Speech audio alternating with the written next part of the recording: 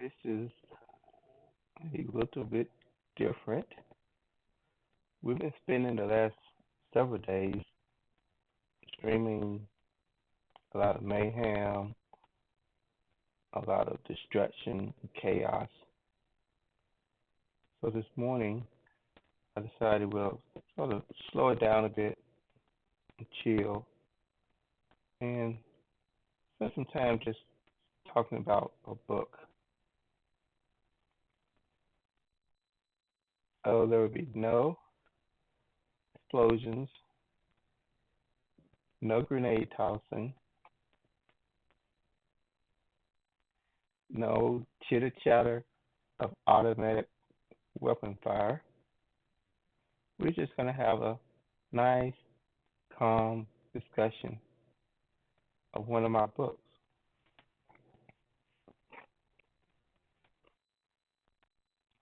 This is the book Elements of Natural Philosophy by Avery. It just gives us sort of a little insight to a society that once was. And books can tell us a lot more than just the words that are written on their pages. This is actually a textbook. It's from 1885, so it's 140 years old. And it has a lot of insights to what society valued then. So we're just going to just look at it a bit and read some of the aspects to it. So nothing that's in any way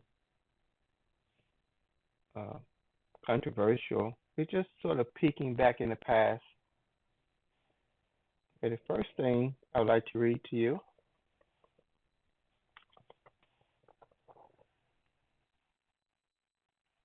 is there's a to the teacher note, and I'm going to read this for you.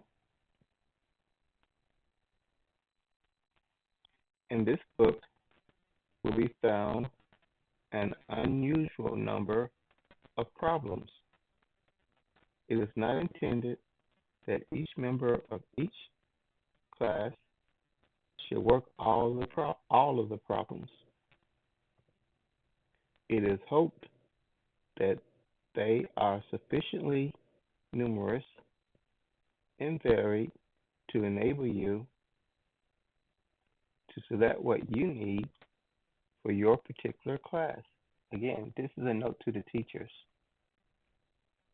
No author can make a comfortable Procrustean bedstead. When I first read this, this perplexed me. I did not know what the allusion to Procrustean bedstead, the standard stead, it's bedstead meant. So I did a little bit of research. Uh, Procrusteus was a fellow, a giant fellow actually, out of Greek legend. And what he was known for was his bed. He would waylay travelers and place them on his bed. If the traveler was too short, he would stretch them to make them fit. And if the traveler was too long, he would cut off whatever portion required of their feet and legs to make them fit. So with his bed, travelers were forced to fit.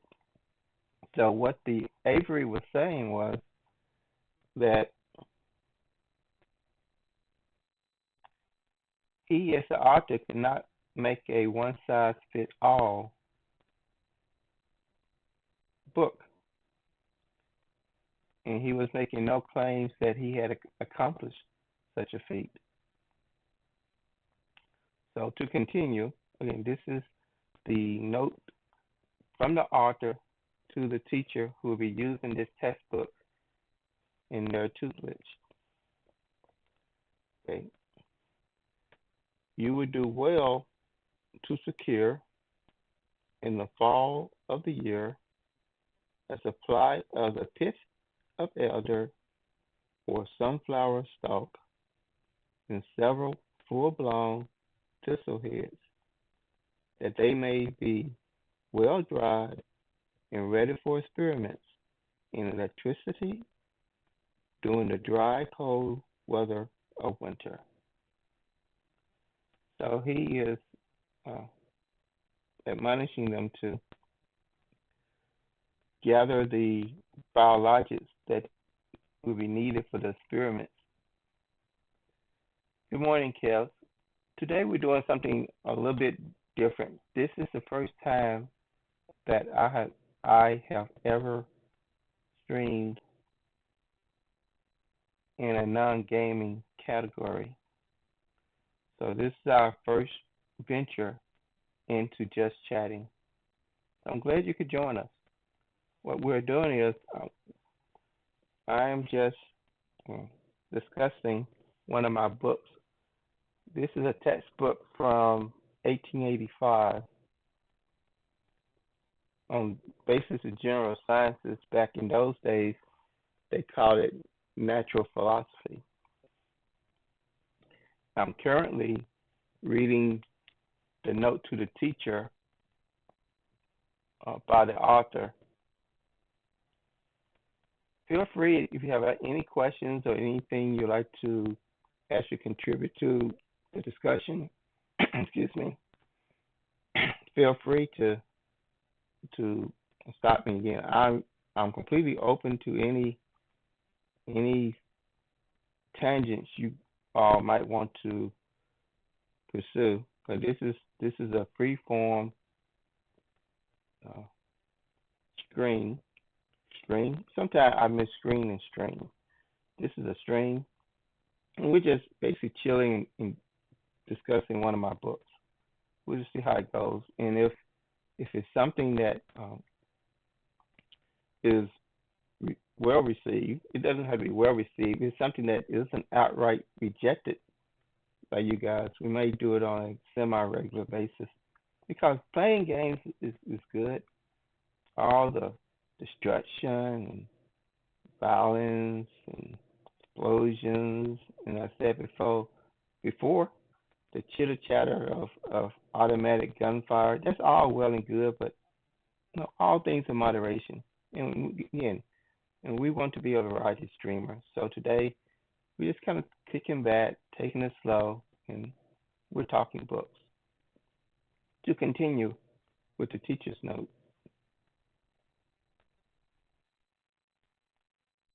Excuse me.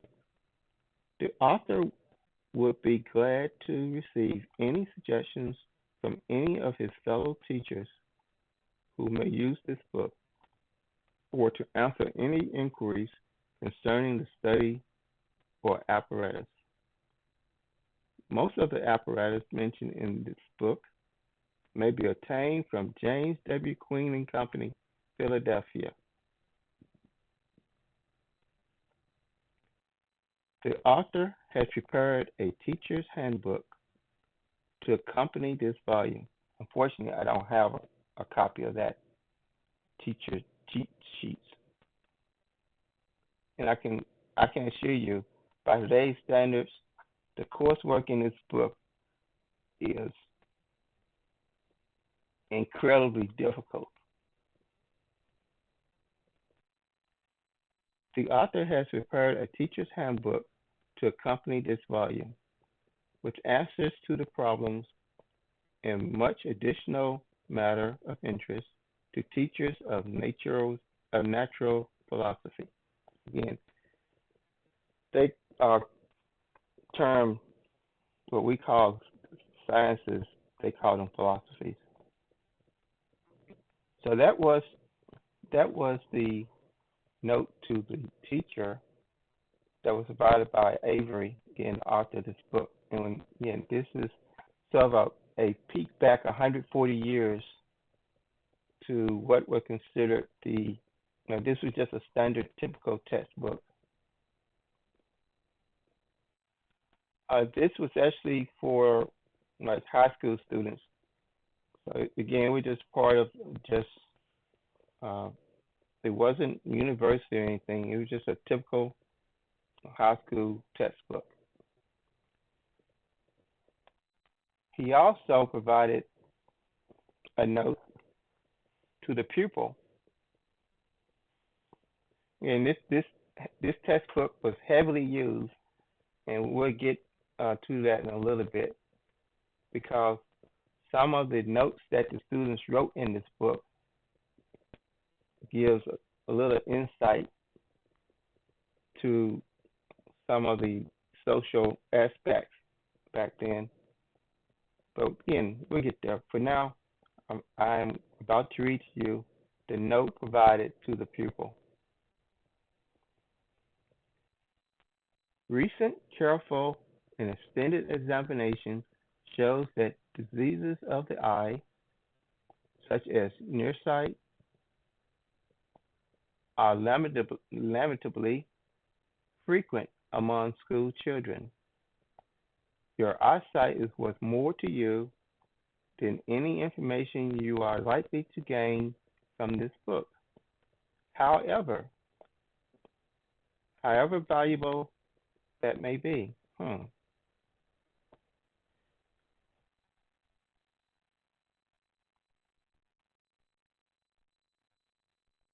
You are therefore earnestly cautioned. 1. To be sure, in studying this or any other book, that you have sufficient light. I used to read in the dark all the time. And I think recent studies had shown that reading in dim light does not actually damage your eyes, but it can cause um, temporary eye strain. 2. That you do not allow direct rays of light to fall upon your eyes, and that you avoid the angle of reflection.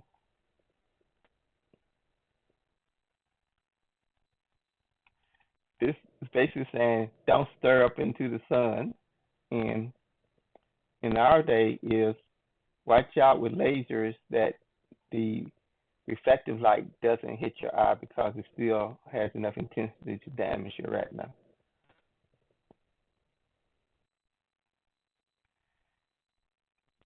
3, that you avoid a stooping position and a forward inclination of the head. Oops, I think he's talking about gamer's neck. Now we need to keep our posturing. To continue. Yes, I am enjoying this. Again, I'm not all about I'm more than just a grenade tosser. I actually enjoy just some of the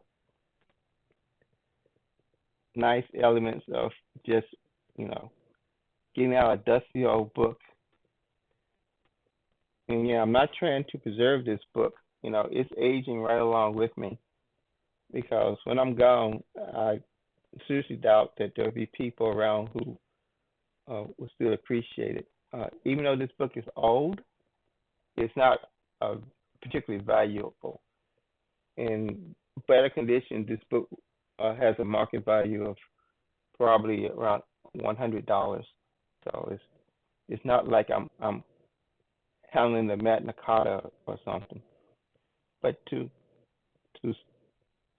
get back to our note to the pupil,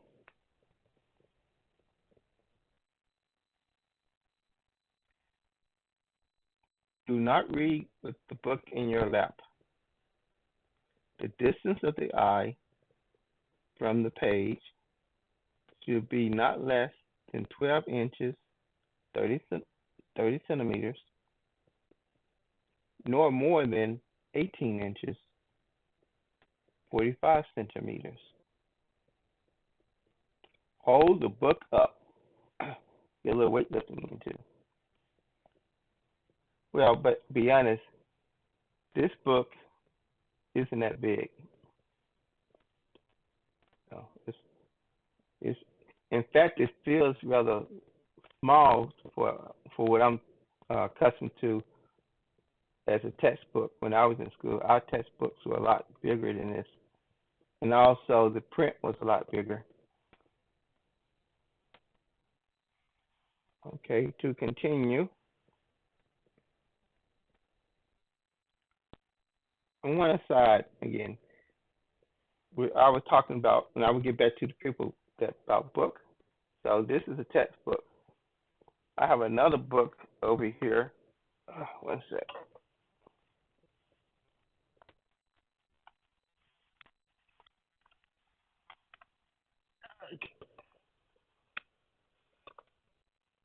This is my dictionary. This is an actual dictionary. I can't read it, but this is my Webster Unabridged Dictionary. And yes, I do still use it. And you can use it for a home defense system. Anyway, I digress. We were talking natural philosophy books. And to complete the note to the pupil, I believe we were on number 3. So continuing to number 4, that you sit erect when you write. The light should be received over your left shoulder. Let's see. So the light should be back over there, coming on my left shoulder. But there's a fallacy to this. The fallacy is it has an inherent assumption that you're right-handed. So he's thinking that the light would come from this direction, cross the body to the right hand that's doing the writing. But me being a southpaw, the light should come over my right shoulder to fall on the paper or pad where I'm writing with my left hand. So there's a built-in prejudice and bias toward people being right-handed. Okay, Kelp. We'll see you on the backside if you make it back. If not, it's all good. It's Gucci. So to continue,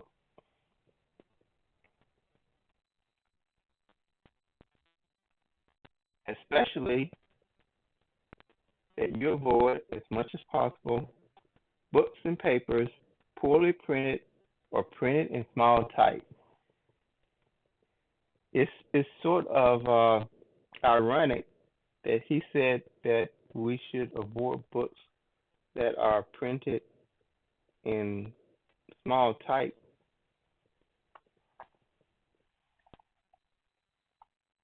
when his book is printed in extremely small type.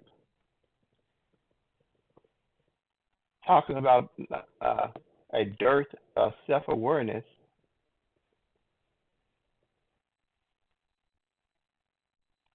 But to continue. And lastly, 6, that you cleanse the eyes with pure salt water, morning and night, and avoid overtaxing them in any way. So he's saying to the students to be kind and gentle to their eyes. So, and if you contrast the two notes, i.e., the note to the teacher versus the note to the pupil, the note to the pupil uh, seems to have a much more softer tone. He isn't talking about uh, Procrustean bed bedsteads, you know, and alluding to torturing people, or in this case, torturing the material to force or try to have a one size fits all approach to this body of study. But he's not really condescending per se, but he's definitely shown a lot of concern to the students' physiology. Okay, so that was the intro to the book.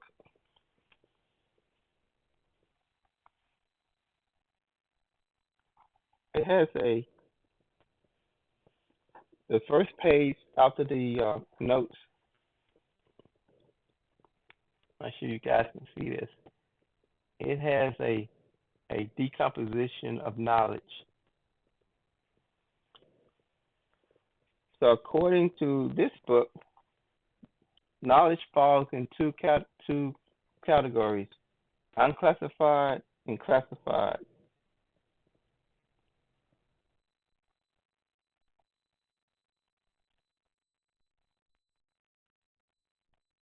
And if I'm reading this properly, he further decomposes the classified knowledge, that's knowledge that is known, as being a space and time, which is mathematics, of matter and energy, which is geography, astronomy, physics, and chemistry, or matter, energy, and life, which is botany, zoology, anatomy, physiology. The next is of the mind, which is psychology, logic,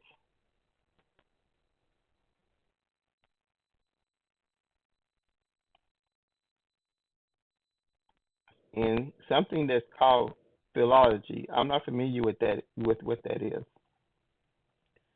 The last part of decomposition for classified knowledge is actually of society, and that is history, political economy, and sociology. So that's how he decomposes the different areas of knowledge, and he uses those for um, breaking into different areas for the discussions of those areas.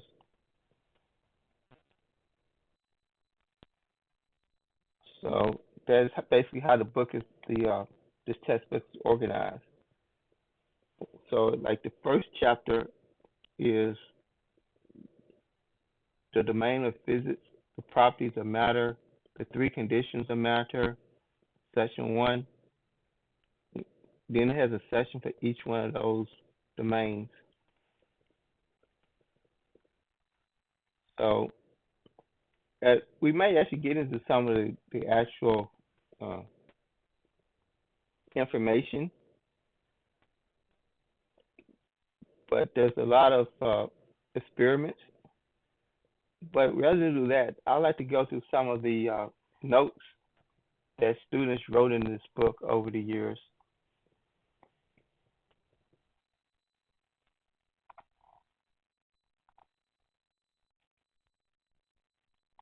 Here's one note. It says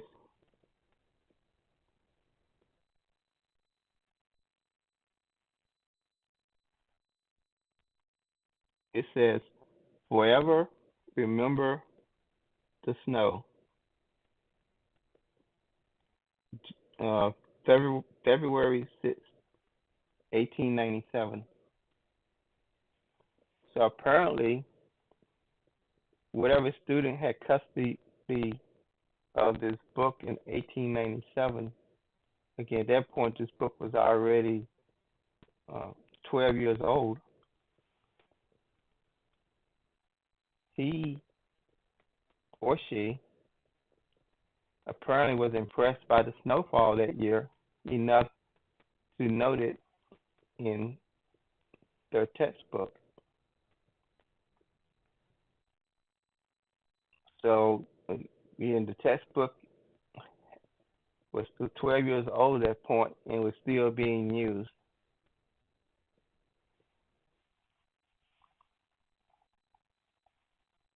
Let's see what else. Uh,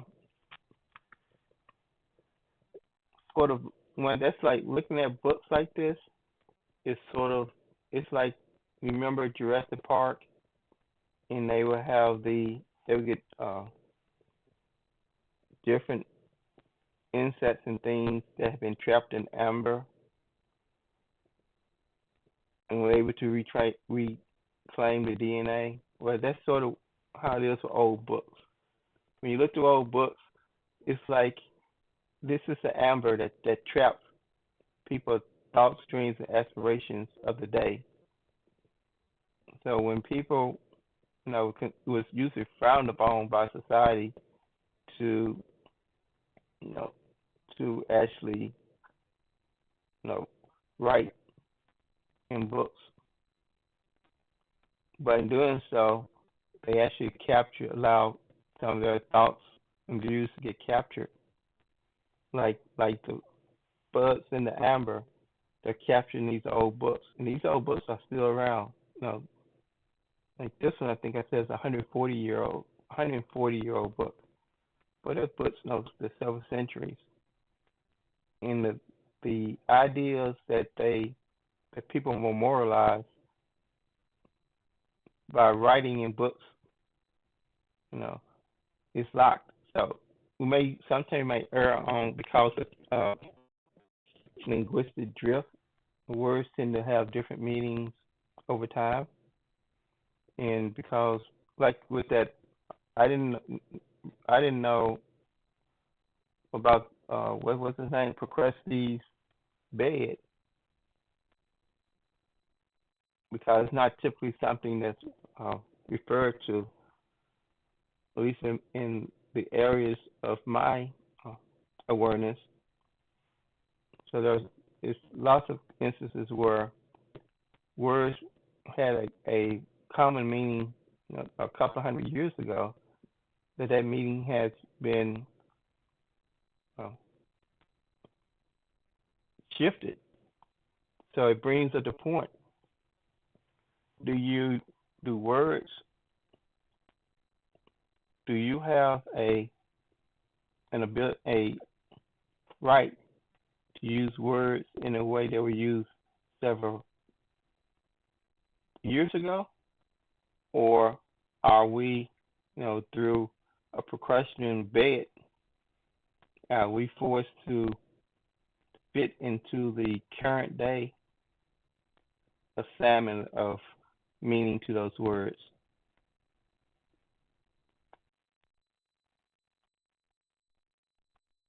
Again, it's one of those situations where there isn't any real true correct answer, but we tend to you have to find what you as an individual it resonates with, because I know in my own experience there are words that I used 50 years ago in a way that now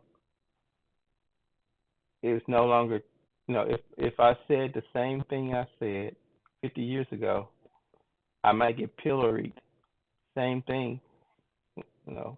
If I was one to write in books, again, I would never, ever, you know, ever write in a book. But if I had, some of the things, there's a good chance that some of the things that were written would have to be contextualized, because given the common society's definitions, it wouldn't have it. The words I use would be the same, but the intent would not be readily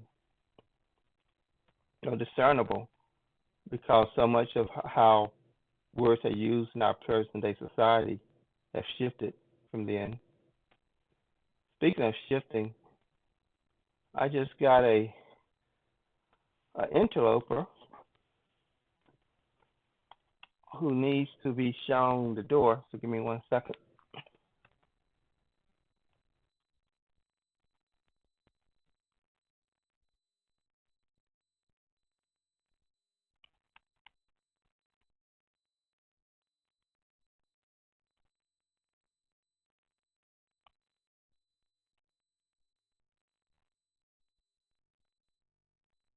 And he should be gone the way of the whippoorwill. Okay. Okay, I was saying so sometimes language is a kind of a weird beast. So we have to be mindful that those words that capture in the amber of books, we need to show some grace because the intent that will get assigned today isn't the original intent. Excuse me, when the words were written. Okay, let's see if we can find any more uh, books in the amber.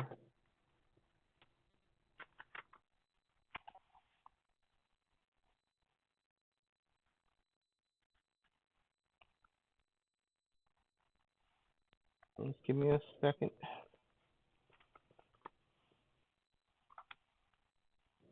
Now, I'm not the one who does that. I was right then going to make a gesture to take off my glasses,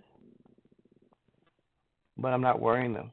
My glasses are here. But it makes me smile because there was a time when glasses were so heavy, you always knew when they were on your face.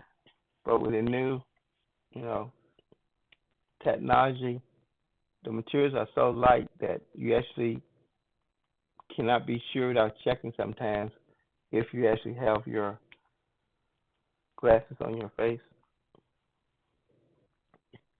Okay, I was supposed to be looking for more write-ups in the book. If I don't find any, we can go look at some of the tables that they use in their textbooks. Not tables that you eat on. I mean tables of information, like timetables. Okay, there was a quote I had seen earlier. If I can find it again,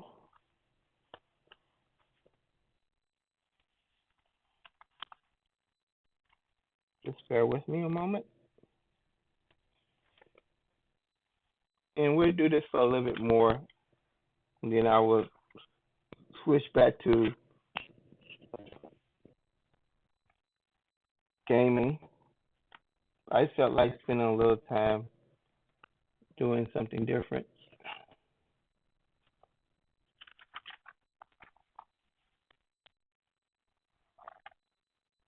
I'm trying to find it. It's a case where you lose something, and it's always tend to be the last place you look.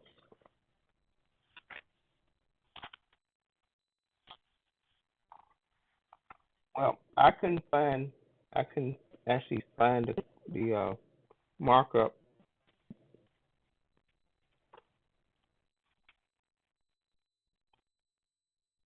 that I was looking for.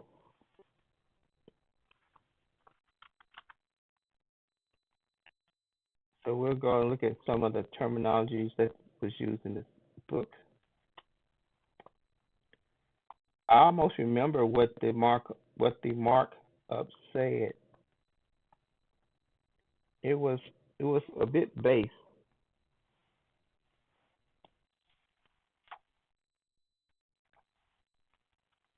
It was, I almost remember it. I'm trying to think in my mind so I get it right. I don't want to butcher it.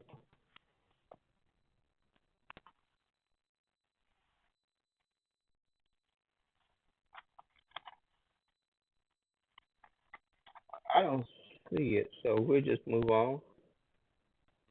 And it was such a lovely quote. Okay, so going back, we had said that the first chapter had to do with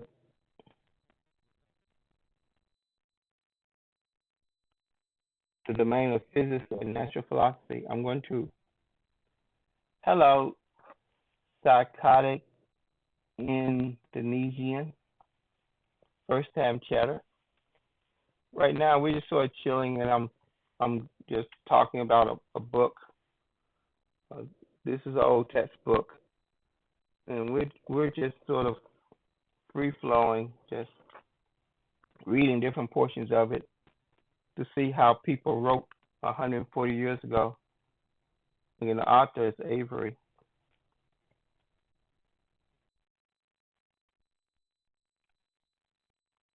So I'm gonna read you a little bit of it.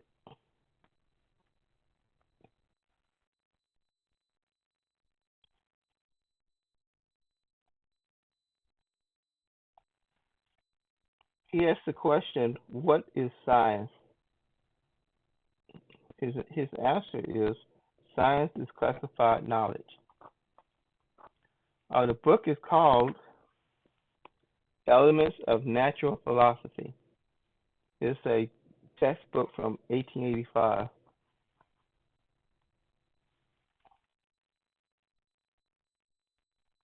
Okay. Science is classified knowledge. A person may have lived for years among plants, have acquired a vast store of information concerning them, know that this one grows only in wet ground, that another is valuable for such and such an end, and that a third has certain form, size, and color. This general information may be valuable, but is only when the facts are classified and the plants grouped into their respective orders, genera, and species that the knowledge becomes entitled to the name of botany, a science.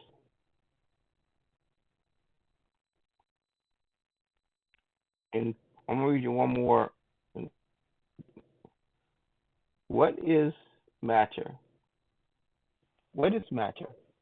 What's the matter, you? No.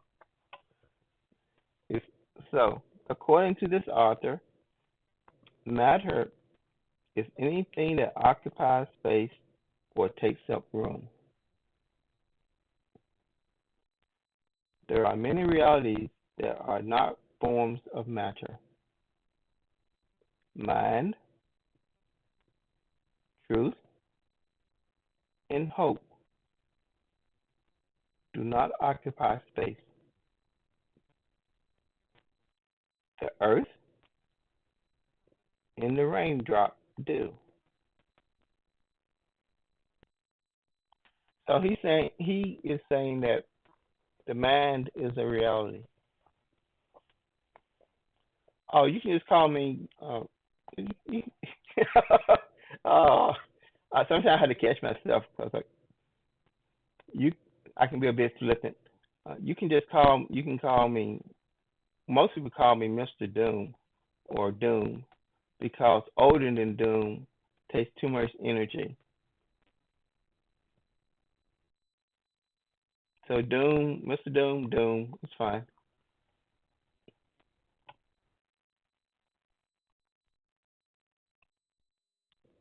There are even a few outliers who call me older.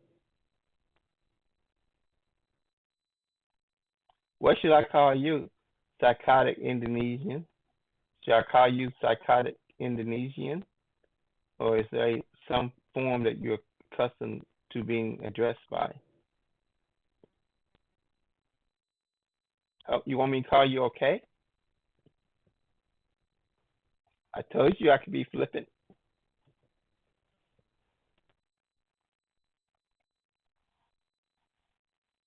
I know. There's this. This has to do with okay. So I can call you okay. I can call you any nickname. I can call you. I don't mind. I think I will call you. I think I would call you psychotic Indonesian.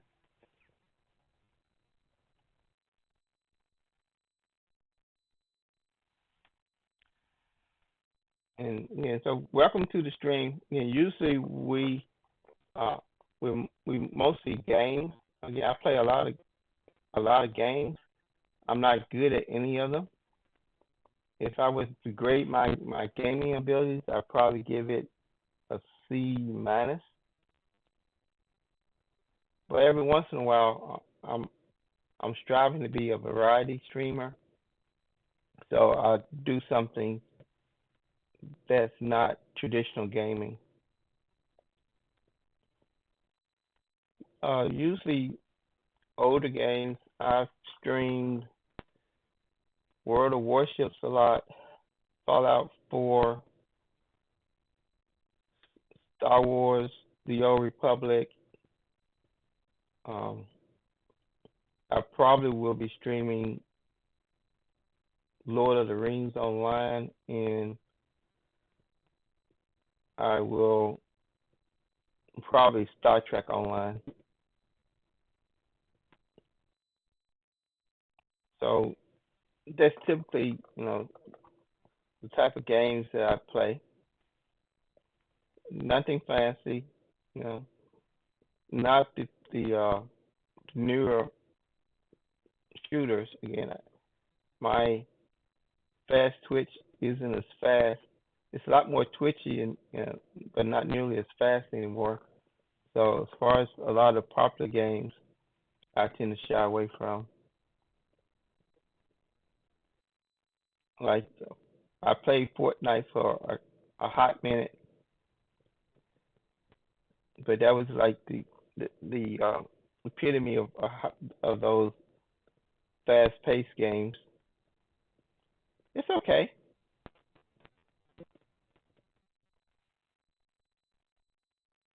Just let me know when you're back. I I, I used to know a little sign language, but I've lost it. So I might actually do that. I might actually work on recovering my ability to sign. I,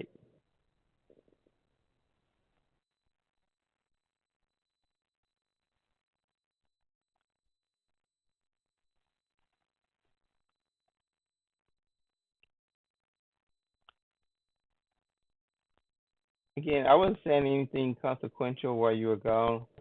I was just uh, pondering, uh, learning to sign.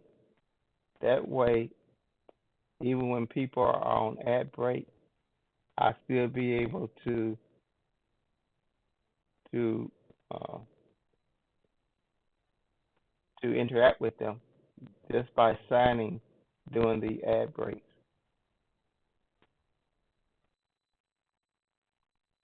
It's a thought. We'll see. So we might be doing that as one of our things. Is uh, you can force me to only speak in sign language for 5 minutes. That might be slightly mildly interesting to someone. But to back to where we were. So he was saying that he considered man, truth, and hope to be realities. That's kind of interesting. Okay, thanks for stopping by. You know we're here. So again, appreciate you stopping, and uh, there's a good chance you probably have a probably 3 out of 4 chance of catching me gaming as opposed to doing something weird. So take care, have a great day, and be safe. Bye bye. You notice how I did not ask you for a follow. I leave that to your own discretion. I don't like putting pressure on anyone. Please, sir, may I have another? Okay, so I think this is a good place to stop. We'll do our booking some more in the future. But I'm going to take just a little time and shift over to playing a game. I would ask what game you all would prefer, but since I don't think there's any actually live viewers here right now, and it'll take some type of time dilation, time travel for anyone who might be watching the VOD to actually come and give impact input. So I guess it's going to be dealer's choice. So I'm going to go to a quick standby and switch over. And I believe this morning we're going to try to get World of Warships working. So I'm going to go and crank up World of Warships. So I'll be back in 1 sec. If the viewer count is just on the fritz, and there is someone out there, this is a good time to get you some water. So,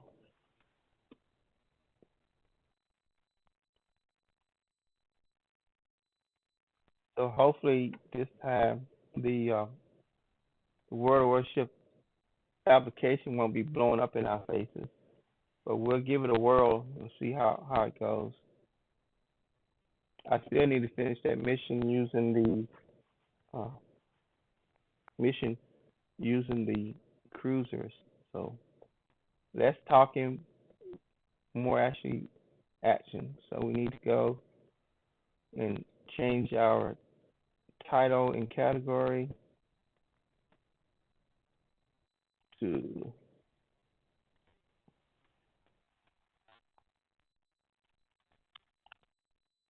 the title is going to be Let's Go.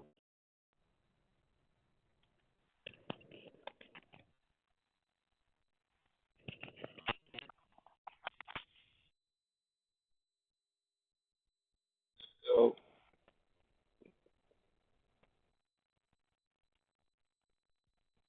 turn bots into artificial reef.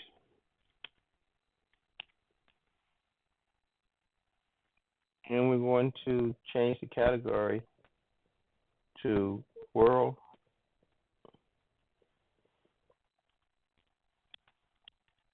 of Warships.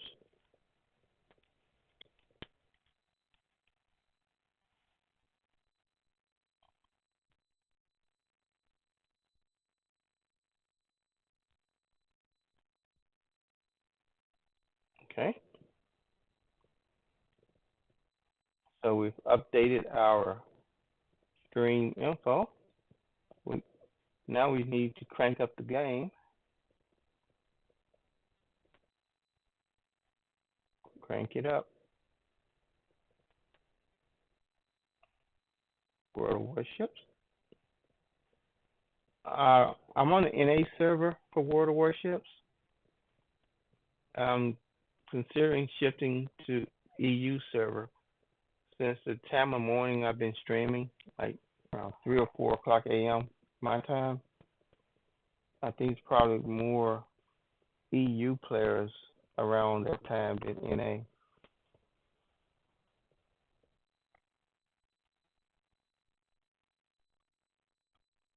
And with my proficiency, the difference in latency between the two servers will be inconsequential.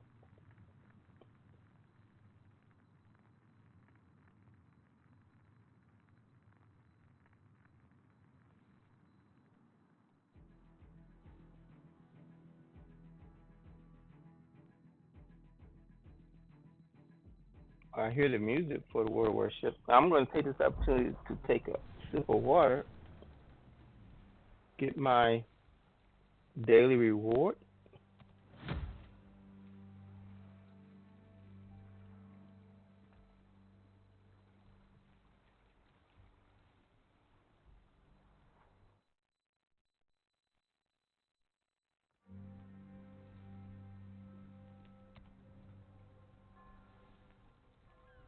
Okay.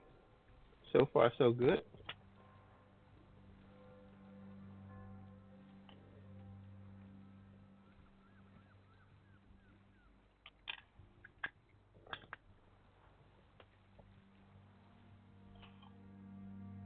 I'm not sure. In a second. Seem to be losing some integrity. Not in a moralistic way, but in the integrity and way of things coming apart.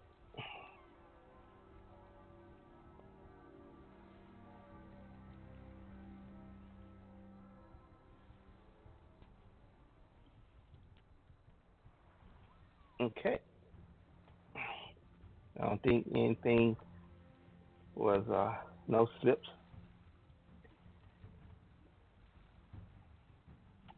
Okay.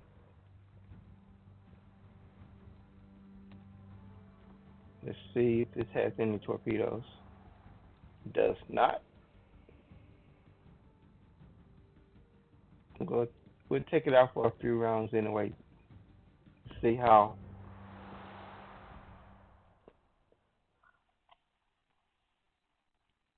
how how it feels.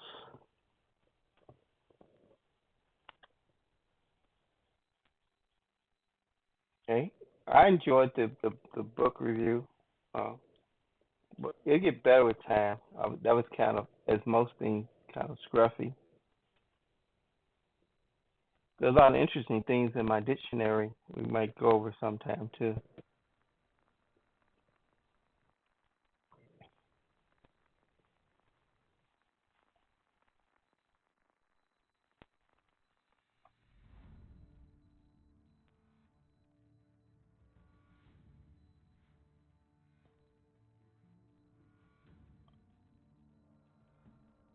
Okay, there are one, two bots on our team, and I have to remember I do not have any torpedoes on this vessel.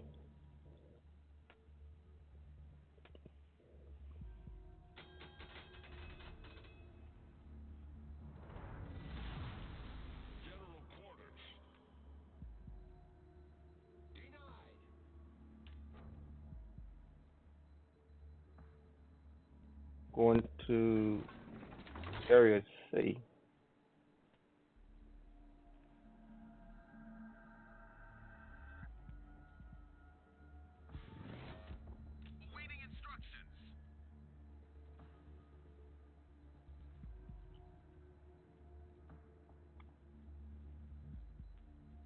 I have to remember that this isn't a destroyer, so the guns have a greater range, so I don't have to wait so long.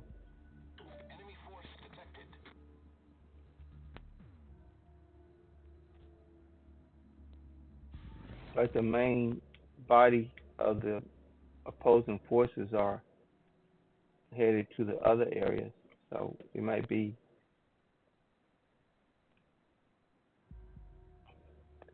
a losing proposition going to see. May win the battle but lose the war. And we may cap it, but we may be depriving ourselves of opportunity to get, you know, higher levels of XP.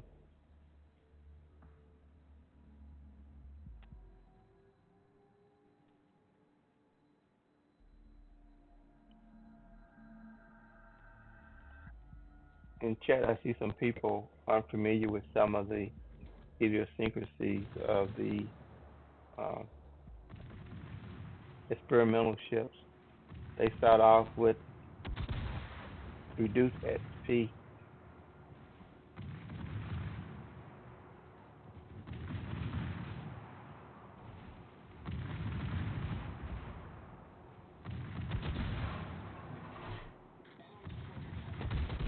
Boy Scout, are you having issues with counting in the church again?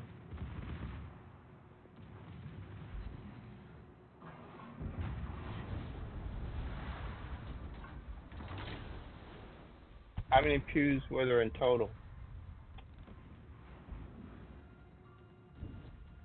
There's a ship in that uh, smoke screen. I don't know where. So eventually there may be some torpedoes coming out. So this cruiser doesn't have torpedoes, but he does have smoke screen.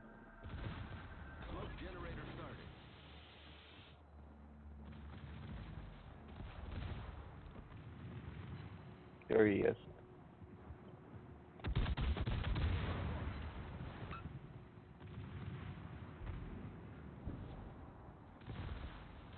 He went after the destroyer.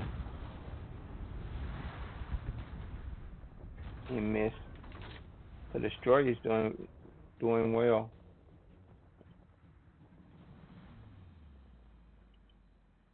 I apparently have entered the area C because it's been capped.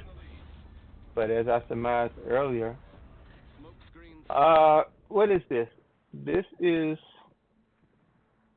it's very comfortable. That's what it is. But it's just one of my old uniforms from back in the day.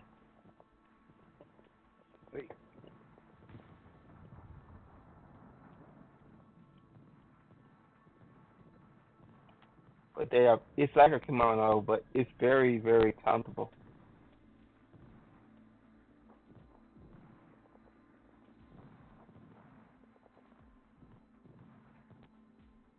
I'm gonna head out toward the carrier. No one spotted it, but I know the general area. Yeah, it's a form of gi. I think we call it a dubak. Gi actually is a much thicker material. We use those for the self self defense courses because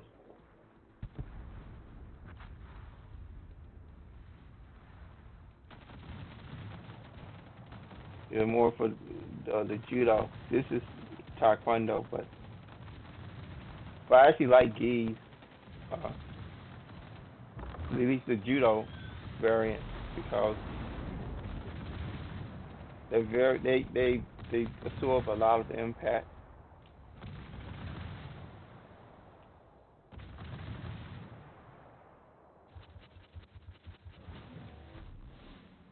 Yeah, karate is, I know, sometimes used as a more of a generic term for a lot of martial arts,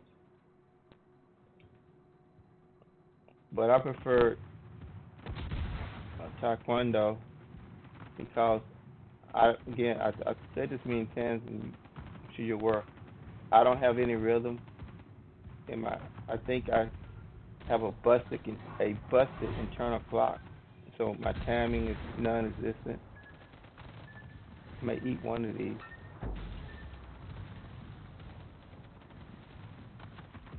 So because of that, I tend to be more of a brawler. At least I were. My fighting days are way over.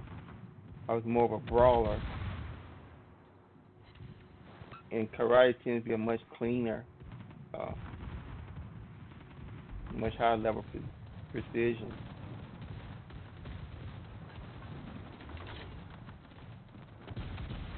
Taekwondo is very hard, so it's a lot of power and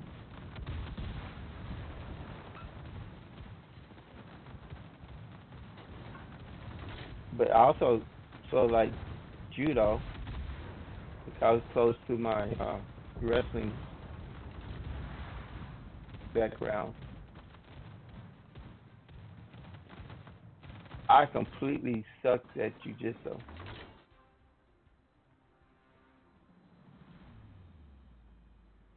It was very bad and hard on my joints.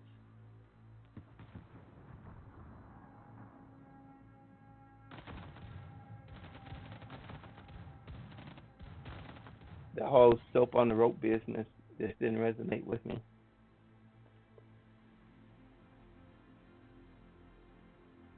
I'm not actually familiar with Shokokai. I don't. A lot of the specific schools of karate, I never paid much. To be honest, paid much attention to it. But again, it's just all of them. It really, you know, depends on the person and their, you know, innate abilities and their commitment to training. Not really specifically. Oh, look, I got a camera, so I can do this better than one from the other.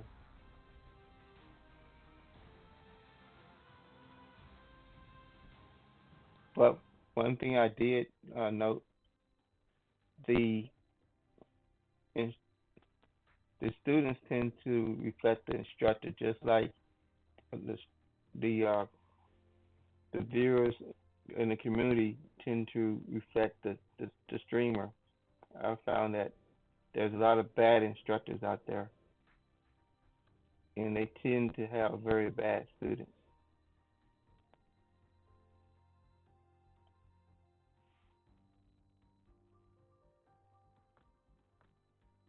Okay, I think we said before if we can get since this isn't one of the elite ship with the innate bonuses, if we can get 500 SP, we consider that a decent match, a decent round. So we got 738. Did you enjoy it, Boy Scout, or were you sort of uh, people have different reasons for doing things? So did you get out of it what you were seeking?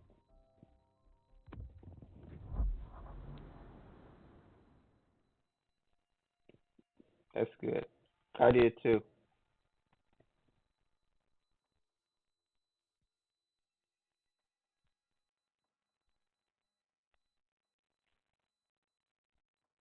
Uh,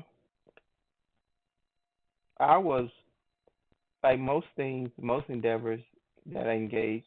I wasn't the best, but I was better than average. One exception to that, of course, is playing video games.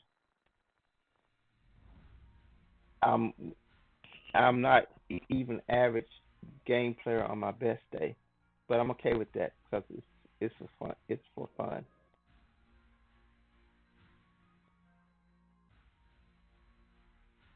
Okay, this round has two, three, four, five bots on the team.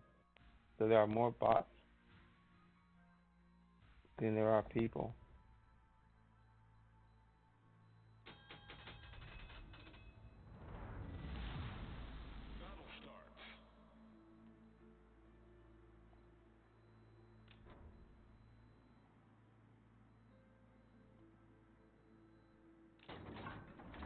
I don't know. I don't know. But I went to quite a few tournaments. I was on the competition team for our school.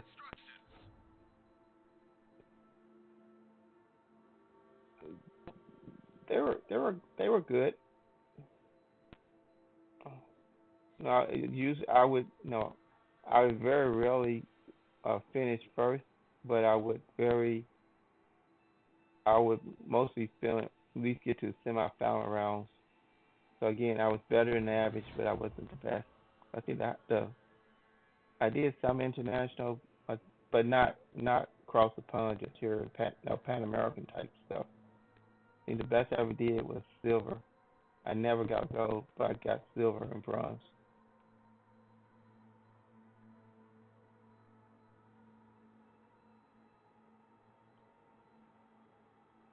And that was weight divisions.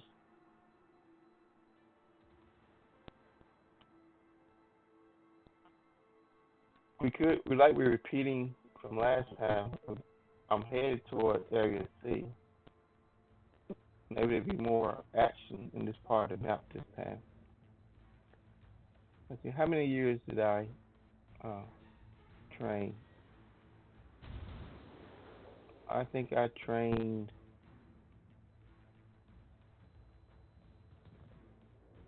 about 8 years. I only got my first. uh, first Dan black belt though. I didn't. I wanted to go to get my cookie wand in Korea, but it never worked in my schedule to go over there.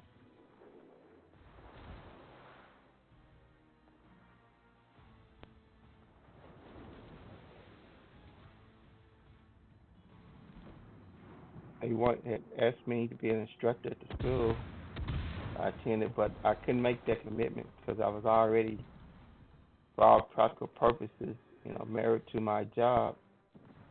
I had, you know, because of, you know, it just, I would have done a disservice, to the school or a disservice to my work. So it just wasn't to be. I'm very slow to make commitments, but I try to keep them when I do make them.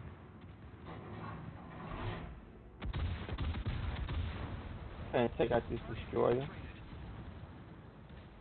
Somebody's gonna get him.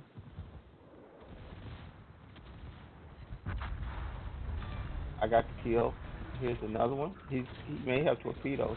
He does have torpedoes. And save my stuff. But I took him out. So we got two destroyers. But I really enjoyed it. I think the last time I competed was 15. I don't know.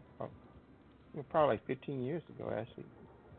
No more than that. I think, yeah, probably. I think the last time I competed was in New Orleans. And that was probably 15. What's this? Yeah, probably 15 years ago.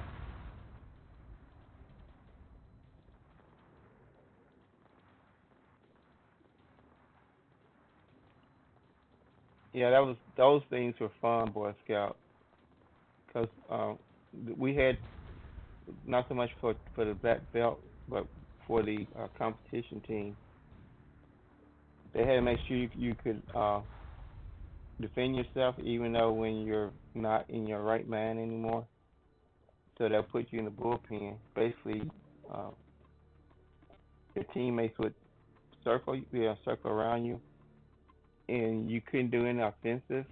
You only could do defensive moves, and they pounded on you and pounded on you and pounded on you until you know up from down. But the main point was that even when you're uh, not even totally conscious, you keep your guard up, you keep your hands up so you don't get a clean shot to your head. You always have to, protect yourself. And those were not a lot of fun, but they were necessary to get the muscle memory so you can basically function without conscious, at a subconscious level. But but it required a lot of Bengay and Tiger Balm.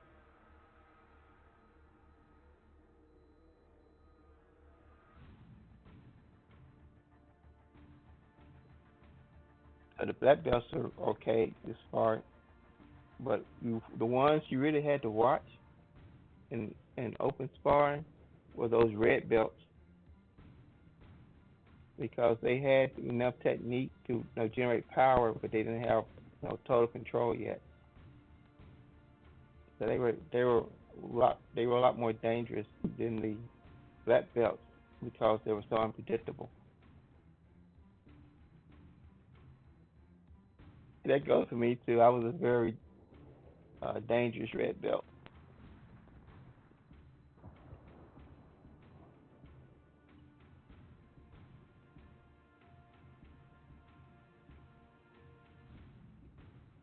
But anytime the black belts would complain to the to our instructor, he didn't have any sympathy for them.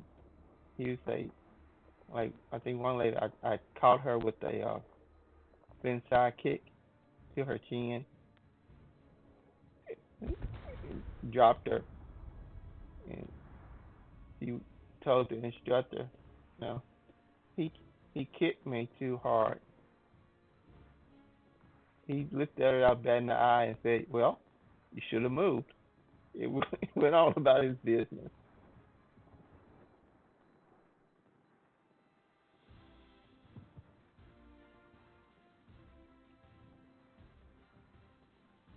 Yeah, 'cause we did full contact, full force, but but you had to, you just didn't get to go in there and fight. You had to do a lot of training, and the instructors had to be sure, that you were capable of defending yourself. And in the end, we have incidents like my there's a lady who I did demonstrations with, my demonstration partner. Uh, she was sparring, and she caught a wheel kick right to her cheek, broke her face, and she was feeling bad because she said she was like a monster. Uh, no, 'cause when you get hit in the face, it blackens both your eyes.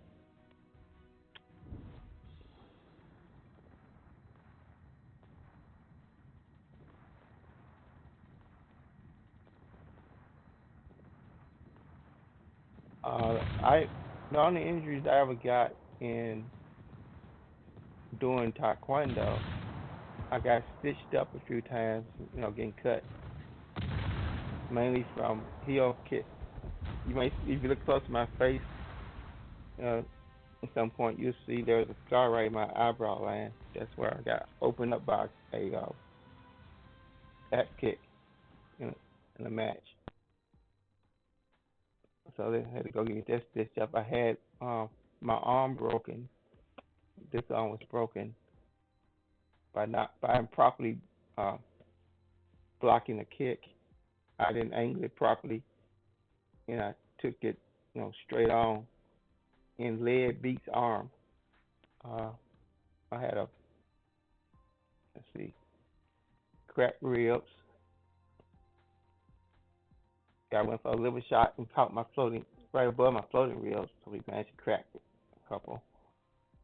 I've broken both feet. I've broken both hands. I think that's about it. Okay, we didn't quite get 59. We have 469.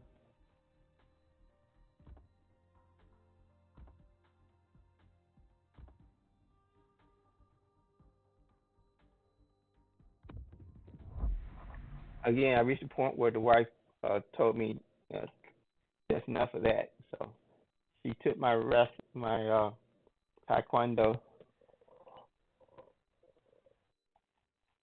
membership card and said, "No, you don't need. No, that's enough for you, fella. You don't need to be, doing full contact sparring anymore. Those, you know, tall pieces of plastic and little chunks of metal go around your neck. It isn't worth it. You're getting too old. You don't heal like you used to."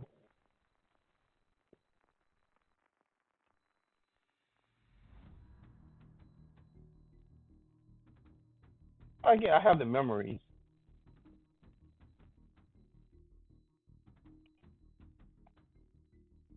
I may down the road I may actually have where people, for so many subs, I'll break boards for them or something.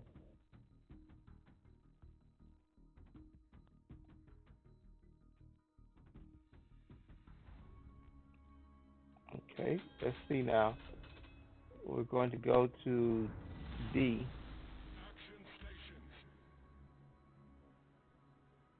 But again, I wasn't great, you know, but I was better than average.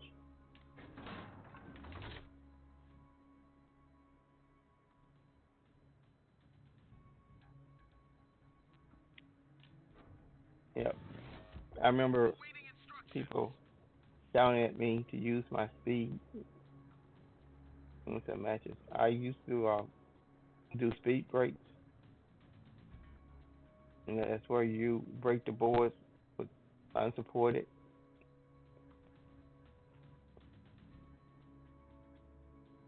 or they will hold the board at your nose with two fingers, and you could break it with axe kick.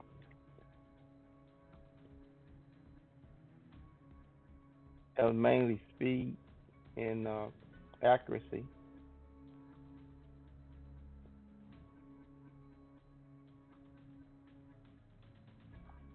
Well, I never got to brick. My instructor could break house bricks, but I think I reached point. I guess I was hammer fisting through 1 inch boards unseparated, but I never actually progressed to the point where I was allowed to attempt the brick.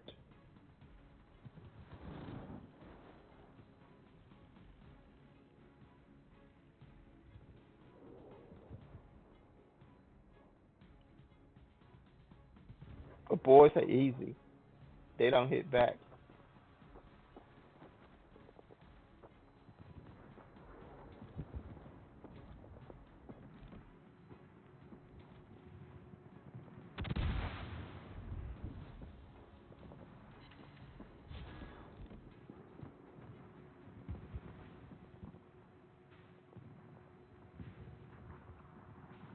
When I We tend to go with power.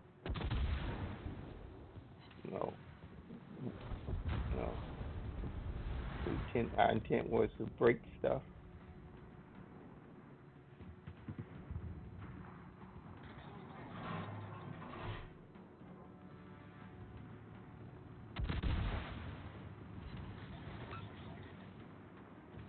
But my problem is I'm not the tallest person in the world, and I hated fighting people with long legs and arms.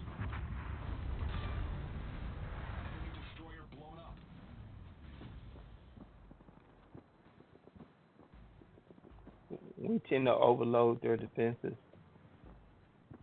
but unfortunately, my style took massive amounts of energy, and tend I tend to absorb a lot more damage than a more elegant approach would have spared me.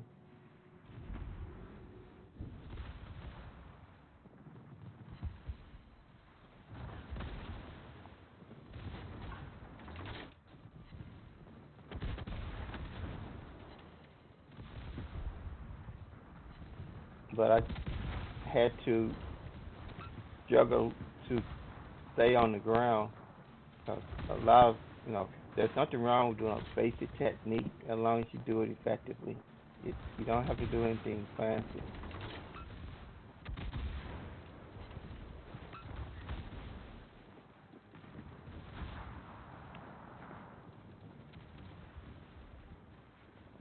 Sometimes I'll get a little too creative.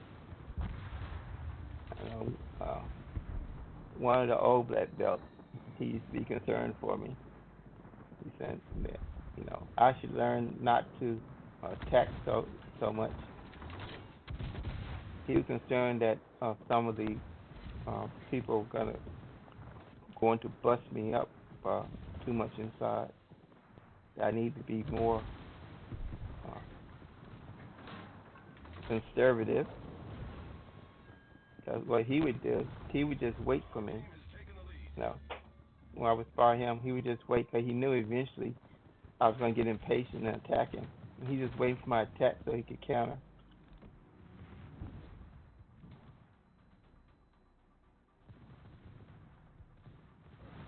He took almost no damage. He was a master of beating you defensively. Completely opposite of me. I was just balanced, you know.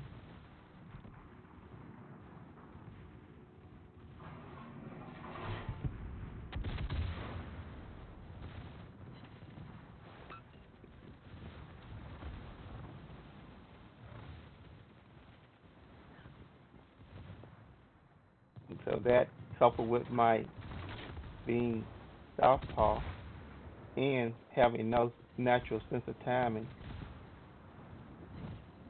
made me very unpredictable.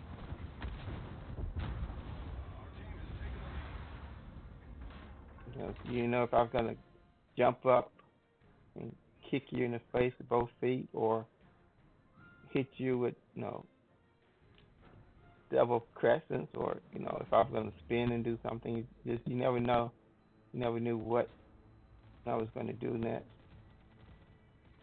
It amuses my instructors to no end, especially if someone outside our school was fighting me and they hadn't fought me before. It was funny.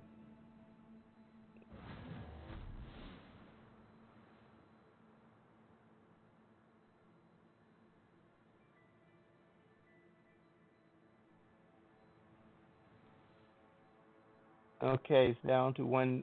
Oh, it's actually three. There's a carrier behind us, but I think we'll go toward this battleship that's tugging at Allen ahead of us. Right now, he's unspotted, so we'll ignore the carrier over there and go for the battleship.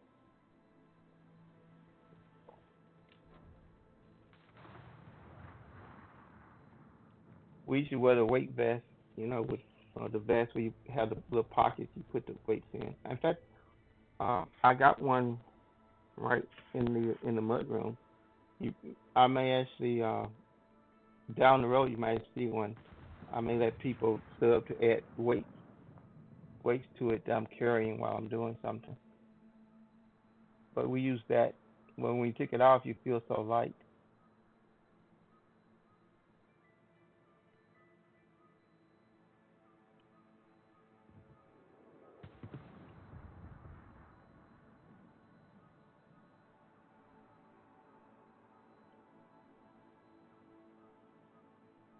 But it was good times.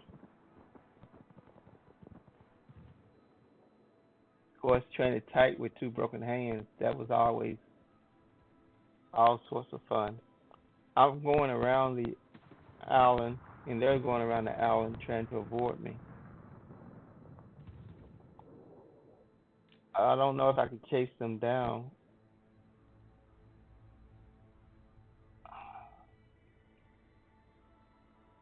I'm just in a bad position because I'm over here and they are over there.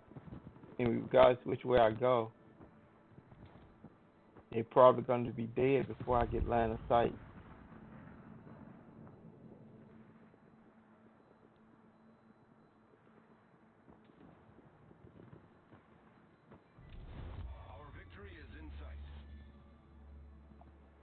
But I know from some of the higher Dan testing, they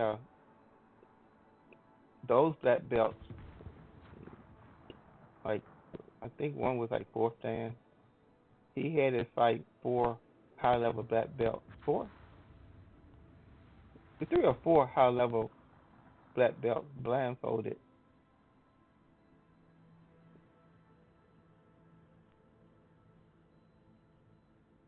No thanks. I might actually get a play. Uh, this cruiser is a bot. Yeah, actually, too bad I don't have any torpedoes.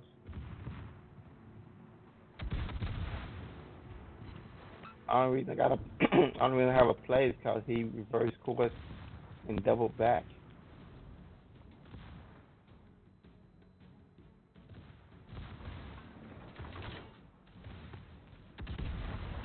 I really don't want to ram him because he's a destroyer and I'm a cruiser. I want. I tried to shimmy past him, but I couldn't quite pull it off.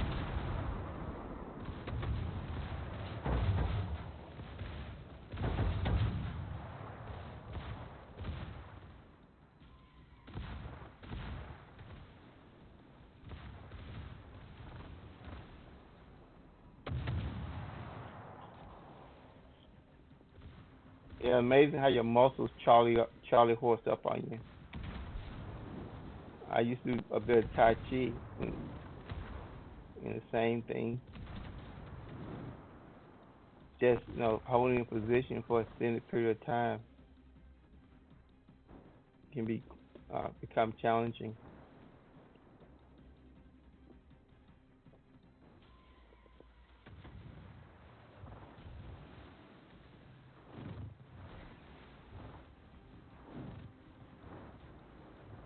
But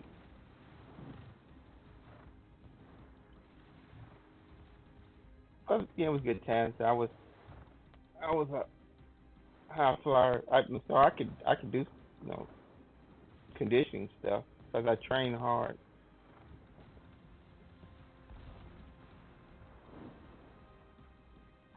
I got the most outstanding student award for how hard I trained at the school.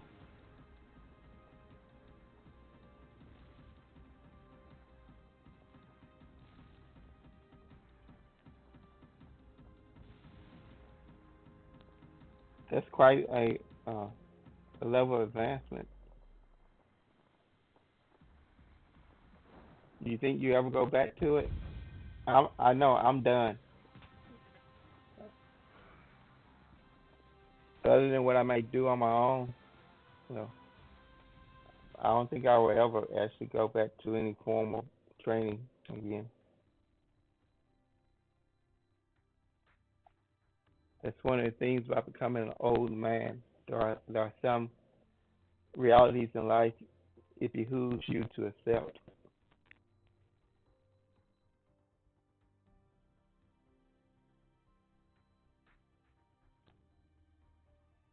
We actually got more than 500.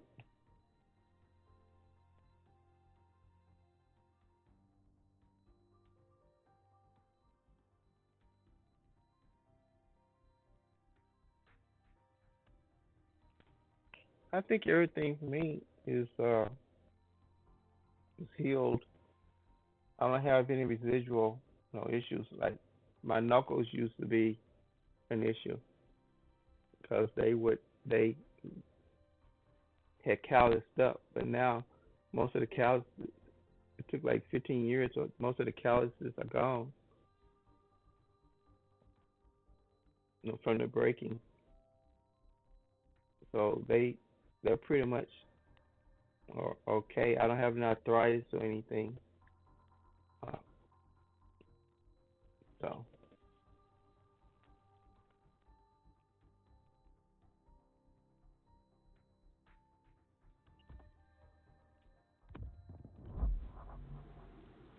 so my feet are fine. All the breaks healed okay. So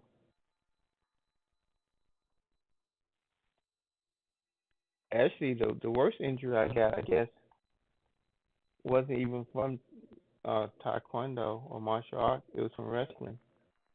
I took a really really nasty crossface on the side, and it partially detached my retina. But it's fine now. So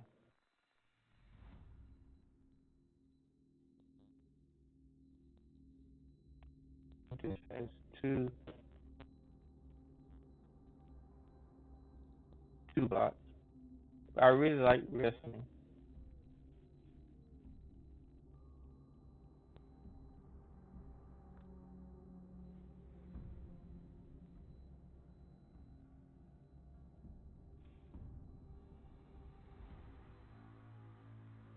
I think this has two blocks, and it's gonna go straight to B, area B. Yeah, those, but that was important. So long as when I was pounding away and starting to short of breath, I knew that this is where I would win tournament matches was in the conditioning, uh, during the training sessions. Well, in high school, I was on the wrestling team, and every day after practice, we had to run 5 miles before we hit the showers. You could, you had to get those 5 miles under your belt. You know, It didn't matter if it was whether it was really storming badly. We ran the 5 miles, through the school hallways, but you always had to get the 5 miles under your belt. So that kind of prepared me for taekwondo. I was used to that, and my dad, even for that, my dad had prepared me because his thing was you tell him you're tired, and he said, "Good to know. Keep working."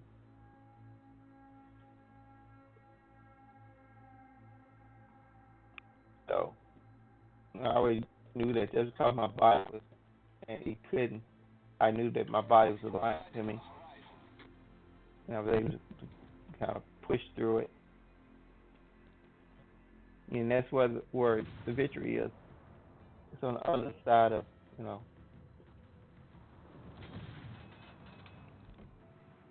what you think are your limitations. In fact, one of my instructors, I think this is Taekwondo, he would ask people, are you done? And if they were able to answer him, he knew that they weren't. Because you got enough breath to talk, then your tank isn't empty yet.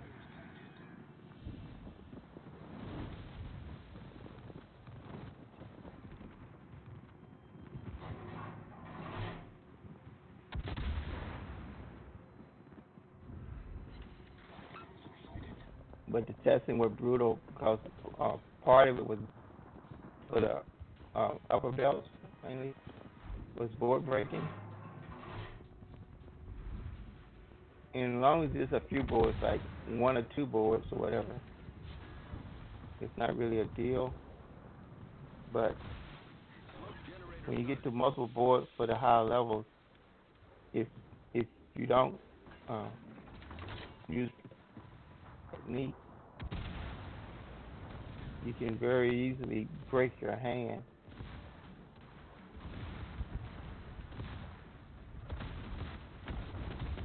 So people would break their hands, and he was actually they want to continue because they would you go ahead and you finish what you start. So if you started a break, you finish the break. Even if your hand was broken, you still finish the break with your broken hand because no, your hand's healed. So that's part of the testing is your indomitable spirit. I fortunately never. I only had um, from all my testing at all levels, I only had one failure on board breaking, and that was on was a two board break with an axe kick. Uh, the first attempt, I knocked the board out of the holder's hand. He was holding at my nose level with two fingers. That's the only break I ever flubbed testing. And I got on the second attempt.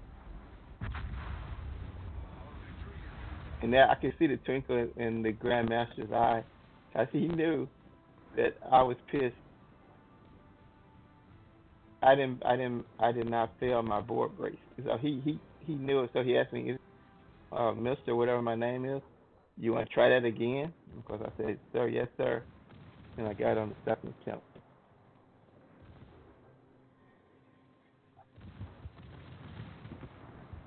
Sometimes the boards do hit back if you don't have knowledgeable holders.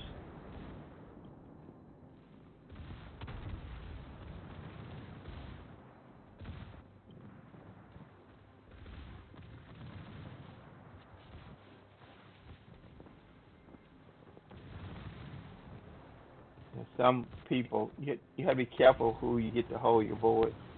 Some people have fear, and it makes them a liability, a potential liability. Usually, you don't. Well, you probably know this. You don't hit or kick the board. And your mindset is you're going through the board. You're trying to kick the person in their chest. You're trying to kick your holder in the chest. The board just happens to be in the way because you hit the. If you're thinking about you're going to hit the board. That's what you do. You hit the board and you don't break it. You gotta have follow through. Yeah, you can be sloppy with just one or two, but when you get multiple, you really have to pay attention to the mechanics because it's just simple physics.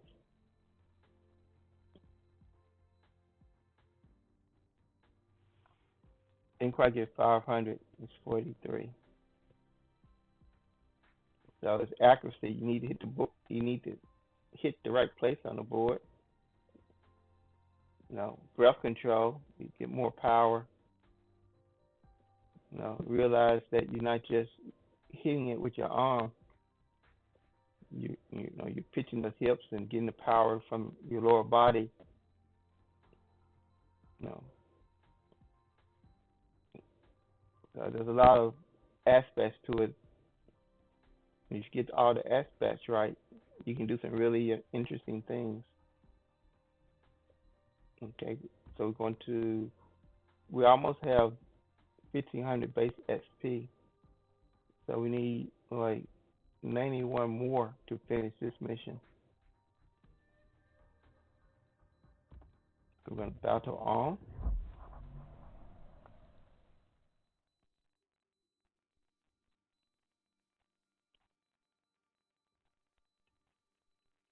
But I never actually had to use any of the martial arts stuff.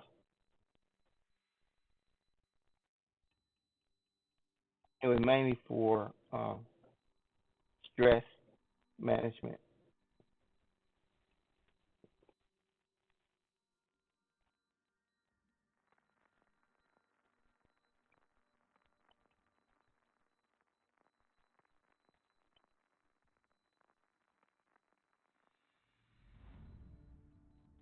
There's a lot of bots this time. There's one, two, three, four, five, six, 7 bots and 2 humans.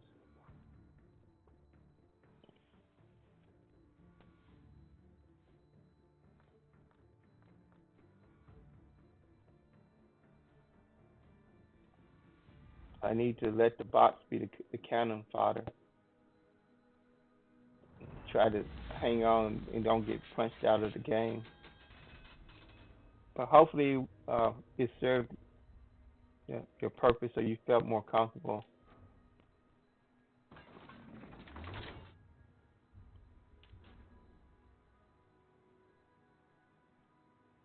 Yeah.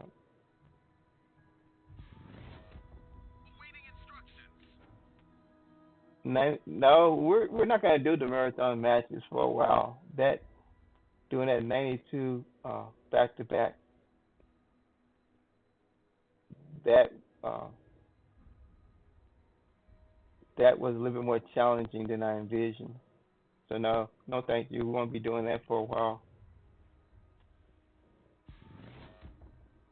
I'm not sure which was more grueling, playing those 91, 92 ships, or doing the first 24-hour stream, where I just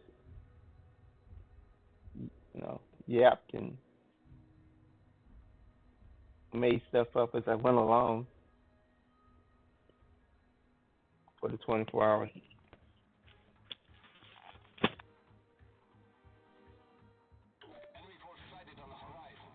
I need to remember most of again, there's only 2 humans in this game. We need to survive.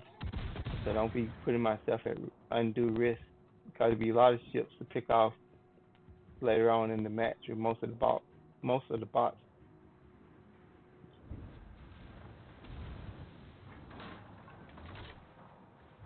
have eliminated each other. So I need to hang back and don't go charging in.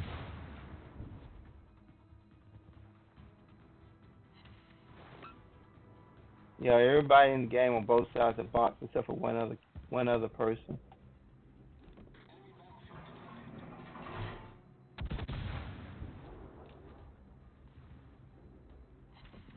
So I need to use the range of my guns.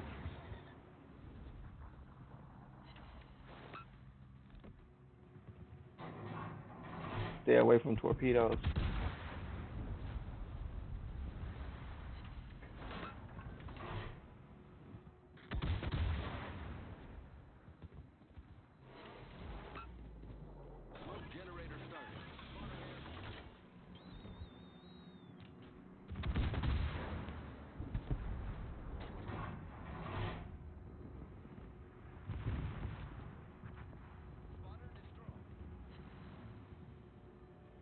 Of course, he's behind the rock.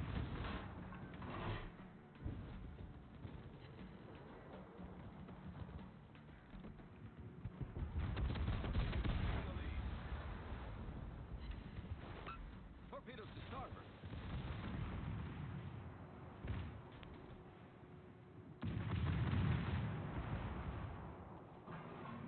4.6 kilometers away.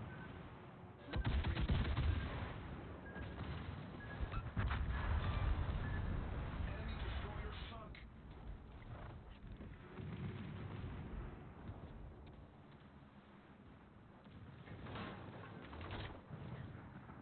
Those torpedoes, no one have any part of.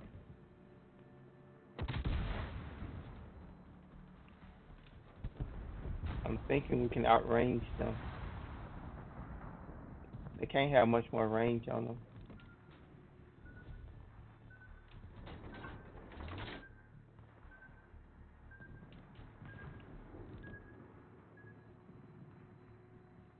Yeah, they just. I thought they had lost range, but there they go. That's all the distance they had.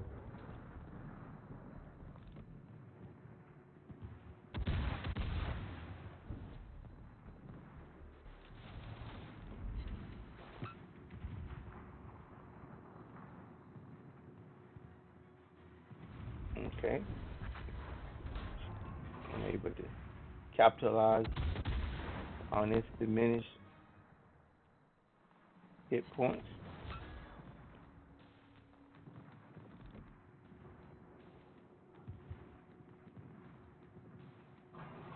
Waiting for my guns to come online.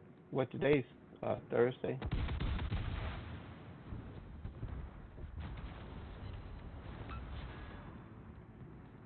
The only thing this ship has are guns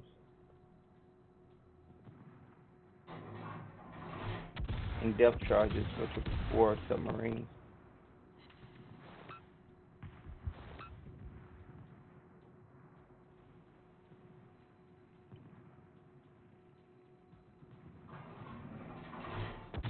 This is the last ship left on the opposing team.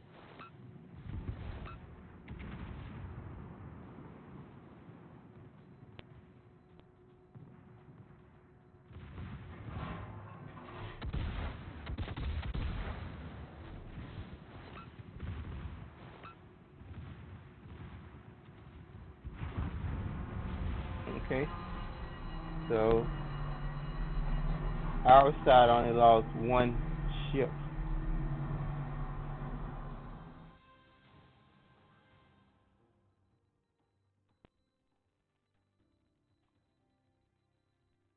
We got the 500. We got the mission completed.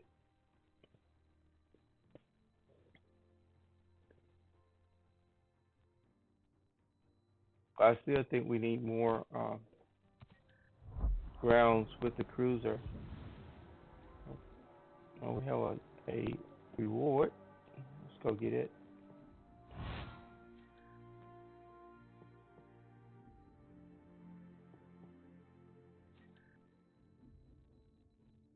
Our 5 containers.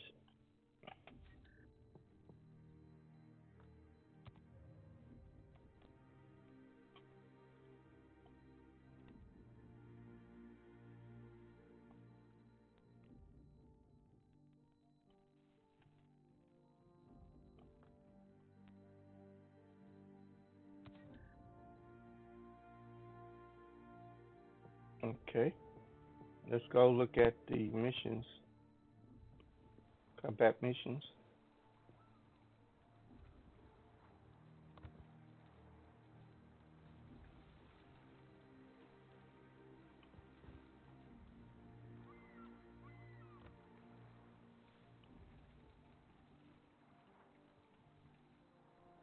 We seem to be making very little progress on this XP.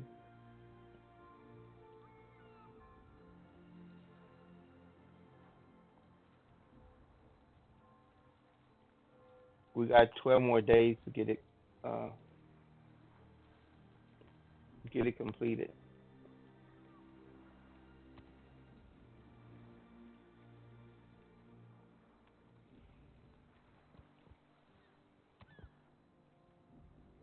So let's go to our destroyer. Something with torpedoes.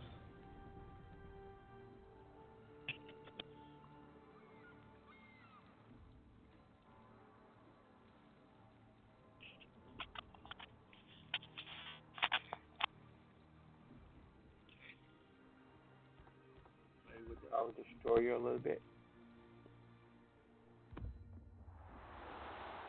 This won't count toward the mission because this uh, ship class specific. It has to be uh, SP earned with the cruiser.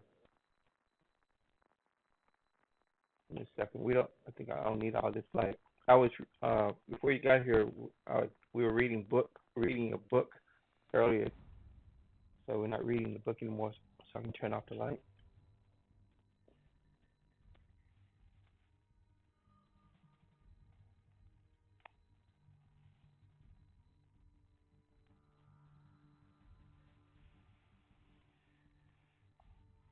I need to secure covering of my chair better.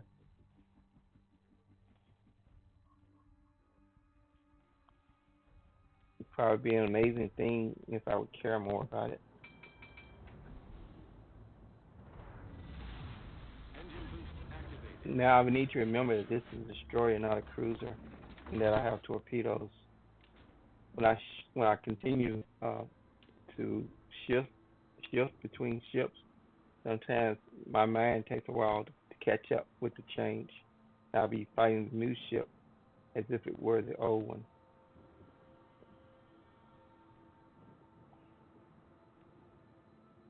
I'm going to where? Going to sea.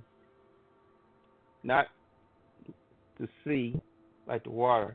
I'm going to area C as in the alphabetical letter.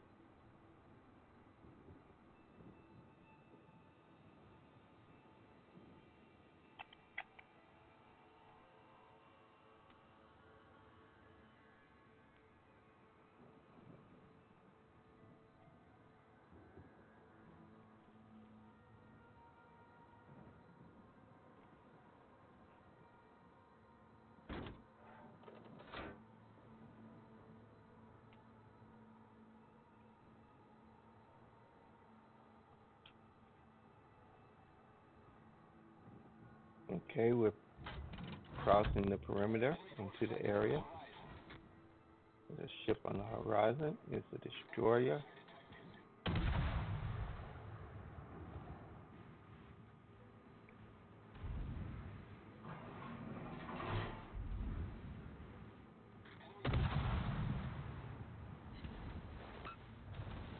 We need to make decisions.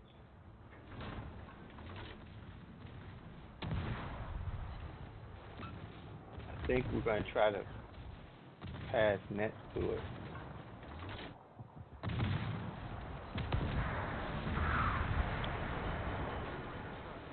Didn't quite pull that off, but Problem solved, sir. uh, I was bigger.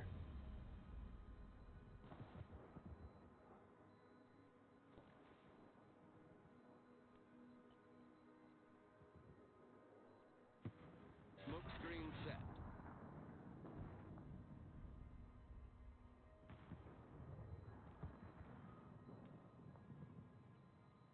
I don't know how to interpret that. I'm not sure if you're saying it looks like I have on a smoking jacket, or you're talking about all the pollution my destroyer Engine boost deactivated. is introducing into the biosphere.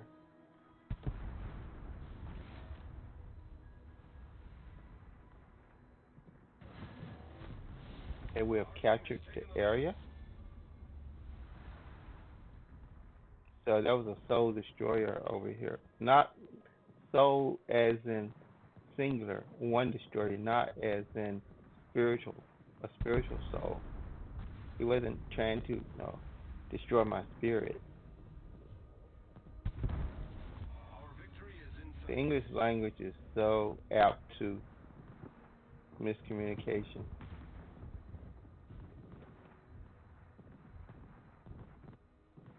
Too many things sounds like other things or have multiple meanings based upon context.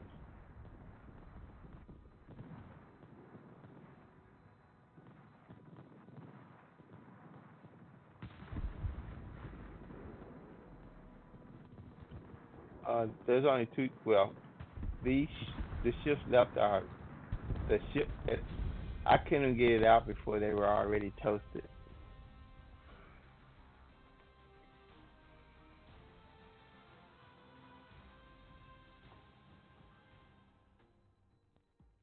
But again, we got 1,000 SP, so that I count as a good round.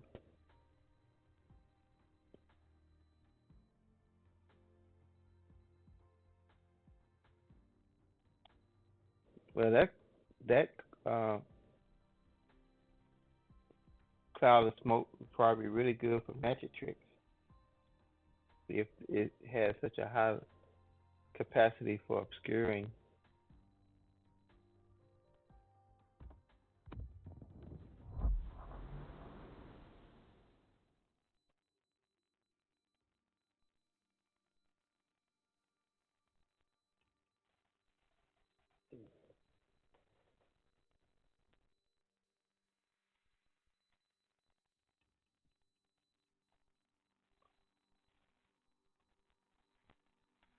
I had a little bit, not a little bit. I'm getting my streamers mixed up. I had Kelsey here earlier, but I think she actually had to do some real work or was going home, so I seemed to have lost her. I hope everything is well with her. One, two, three, four bots. I think, or maybe my book activity may have been a little too much for her. Again, you don't know till you try different stuff. You know? So you just stream different things and see which ones resonate with people and which things you should have left on the cutting room floor. Going to area A because I will be probably playing some Lord of the Rings soon. I updated the game this morning and was very close to playing it this morning, but I decided to, since it's been so long, that I would play it offline, off stream first to get a feel for the mechanics again. Then I probably will uh, do a playthrough of sorts with a stream character as opposed to using any of my existing characters. Just start a fresh one.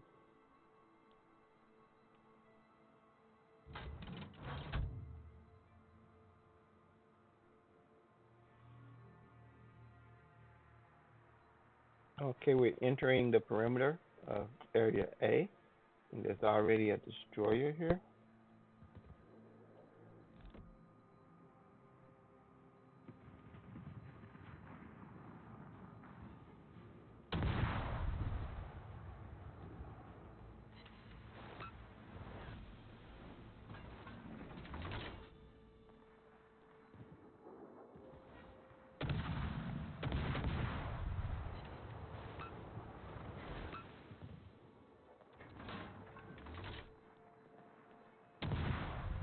Trying to deny him an angle for his torpedoes while firing my own.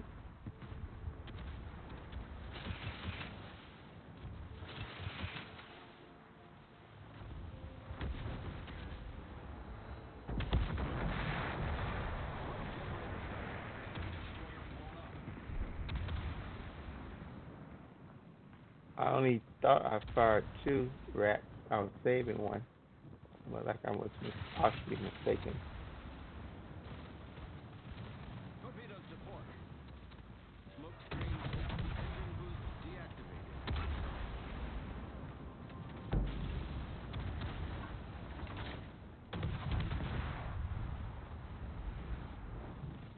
We have 26 seconds before my torpedoes are ready again. Two nice targets. If I can stay away from their secondary batteries.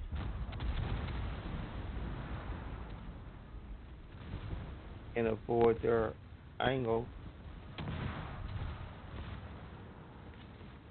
Now it's just a timing thing.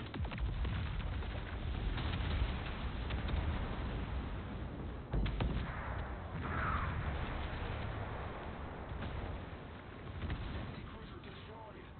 Critical engine damage.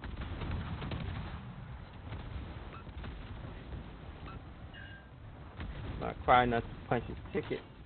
I'm burning, but I got a little HP hit points left.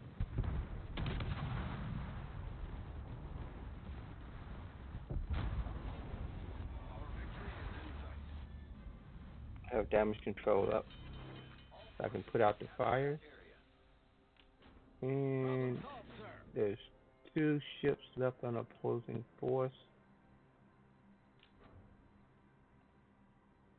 Unfortunately, it's going to take about 15 seconds to capture this area. If everyone stays within the perimeter, nobody I owe you one. approaches out. 4 more seconds. Okay, we got the capture.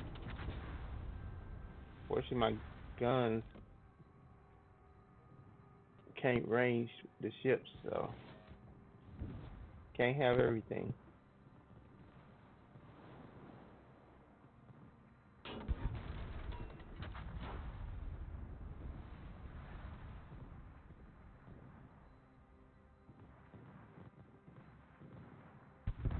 What helps I use for engine boost. Engine boost activated.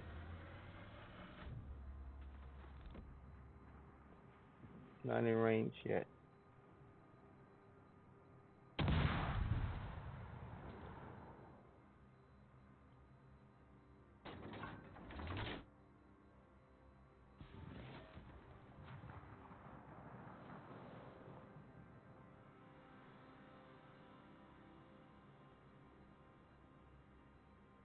Listen, let's see, it's 6:21 here. Maybe in range now. Oh, he's backing up. Our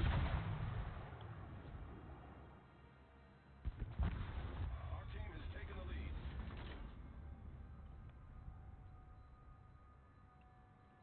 So the question, do I chase him as he's backing up, or do I don't trust that he may do something squirrely, so I'm not going to try to catch him from the backside. We just use our superior speed to approach him from the front.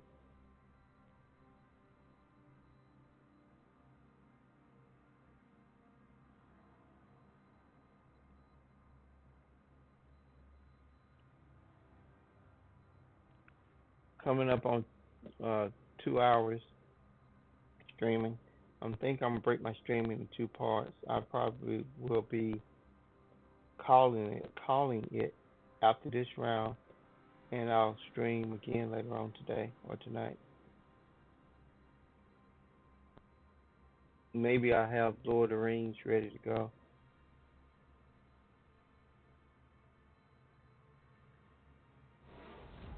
He was around. There he is.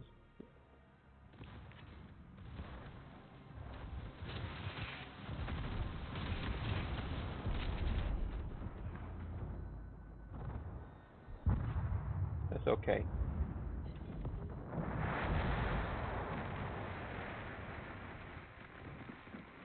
So we got 3 kills.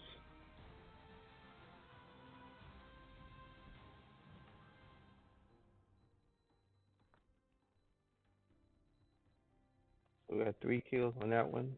We got our 1,000.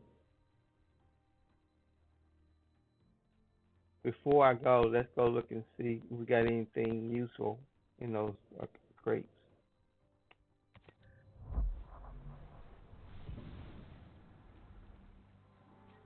Let's see now.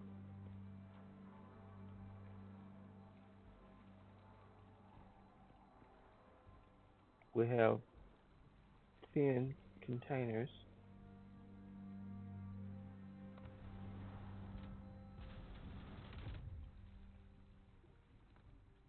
Open it.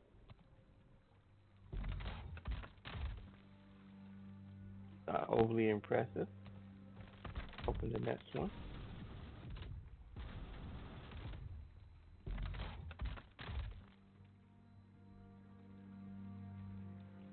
Rather than this, we're going to collect the container uh, that we got from gameplay, and we're just going to open all the containers to be more uh, efficacious in streaming.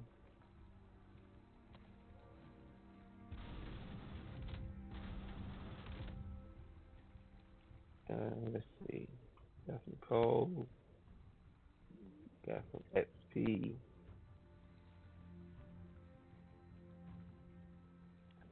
economic bonuses.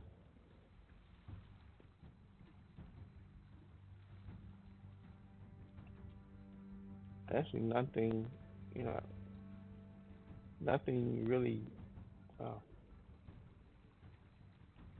that interesting, to be honest.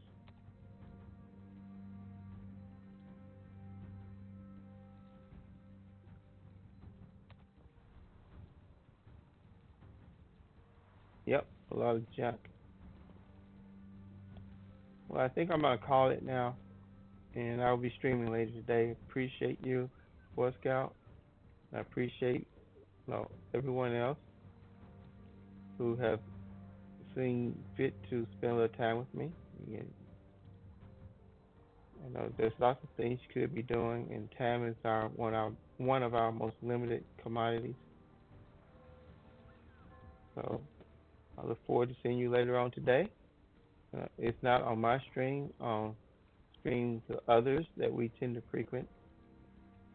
Take care, be safe, and thank you.